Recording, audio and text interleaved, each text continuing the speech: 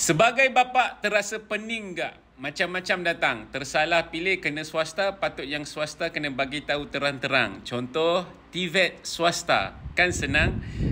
Alright, bagi menjawab persoalan ini adalah berkaitan dengan video saya berkaitan dengan ada adik-adik kita ataupun ada parent-parent yang telah boleh katakan telah transfer duit ataupun yuran pendaftaran. Ada yang risau tentang scam dan sebagainya. So, untuk menjawab persoalan ni, sebab itulah sekarang ini UP_TVET mengasingkan institusi awam dan juga institusi swasta, di mana untuk makluman anda, sekiranya anda nak institusi awam ataupun di bawah kerajaan, anda pergi dekat UP_TVET Perdana.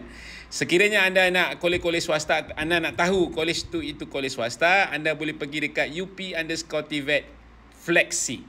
Dan saya nak suka untuk ajak tuan-tuan dan puan-puan, sekiranya anda nak tahu kolej tersebut valid ataupun tidak, anda kena pastikan bila anda nak buat bayaran tu, nama kolej itu tersenarai ataupun tertera nama kolej ataupun nama syarikat tersebut. Sebab apa? Kena faham, syarikat dan jenama kolej itu berbeza. So, kena faham, bila anda tahu kolej itu namanya kolej A, pastikan anda tanya nama syarikatnya apa, supaya bila anda transfer duit tu, nama syarikat tu tertera dan mengesahkan bahawa kolej itu di bawah nama syarikat tersebut.